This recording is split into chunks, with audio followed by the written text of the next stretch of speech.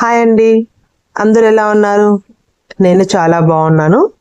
ఈరోజు వీడియోలో మీకు చూపించబోతున్నాను మటన్ కర్రీని సింపుల్గా ఎలా చేసుకోవాలి అనే దాన్ని.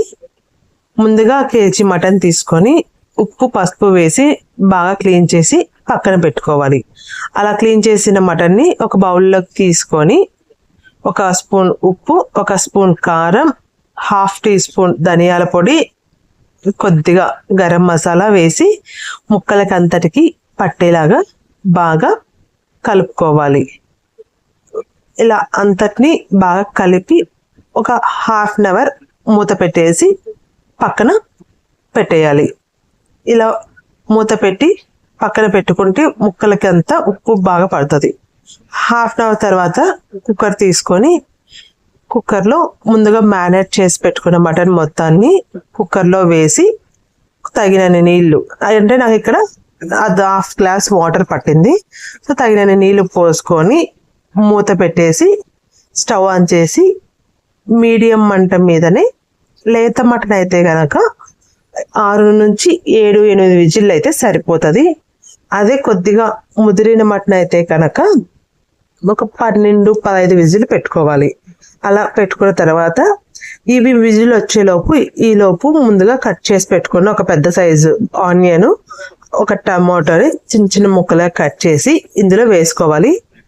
అలాగే కొద్దిగా కొబ్బరి ముక్కలు కూడా వేసుకోవాలి. ఒక స్పూన్ గసగసాలు, 4-5 జీడిపప్పుల్ని ఒక హాఫ్ అన్ అవర్ ముందే నానబెట్టుకొని ఇందులో యాడ్ చేసుకోవాలి. అలాగే ఒక వెల్లుల్లిపాయ మొత్తాన్ని ఒలిచేసి ఇందులో వేసుకోవాలి.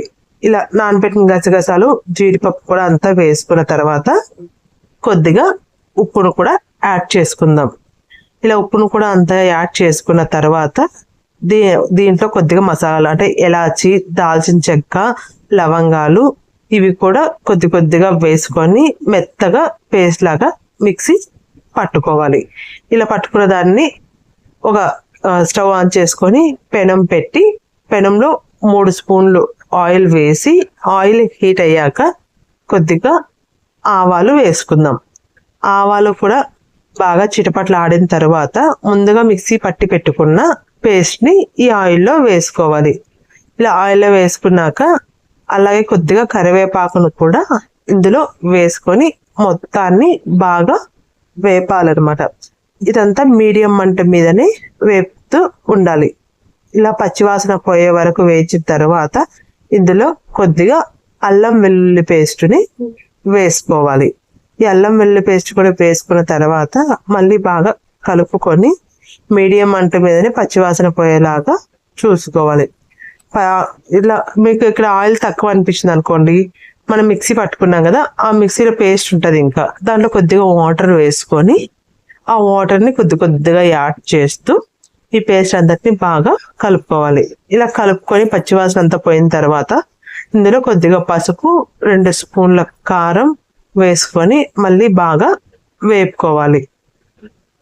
ఇలా నిదానంగా వేపుకుంటే కర్రీ అనేది టేస్ట్గా వస్తుంది. సో ఇదంతా వేగిన తర్వాత ముందుగా విజిల్ పెట్టి పక్కన ఉంచుకున్న మటన్ని దీంట్లోకి యాడ్ చేసుకోవాలి. ఇలా యాడ్ చేసుకున్న తర్వాత అంతటిని ఒకసారి బాగా కలపాలి. కలిపిన తర్వాత మీడియం మంట మీదనే 10 నుంచి 15 నిమిషాలు ఉడకనివ్వాలి. మధ్య మధ్యలో కలుపుతూ ఉండాలన్నమాట. ఇలా కలిపి కర్రీ దగ్గర పడిన తర్వాత ఒక గుప్పెడు కరివేపాకుని కట్ చేసి ఇందులో కలుపుకోవాలి. మటన్లో వేసి కలుపుకున్నాక మళ్ళీ గరిటెతో బాగా అంతటిని కలిపి మరొక నిమిషం ఉడకనిచ్చి స్టవ్ ఆఫ్ వేసుకుంటే ఎంతో టేస్టీగా ఉండి సింపుల్గా చేసుకునే మటన్ని మనము చూడవచ్చు. ఇది రైస్లోకైనా, చపాతీలోకైనా, సంగట్లోకైనా కూడా బాగుంటుంది. మీరు కూడా ట్రై చేసి మీకు ఎలా వచ్చిందో తప్పకుండా నాకు కామెంట్లో తెలపండి. అలాగే ఫస్ట్ టైం చూస్తున్న వాళ్ళైతే నా ఛానల్ని సబ్స్క్రైబ్ చేసుకోండి. Thank you for watching.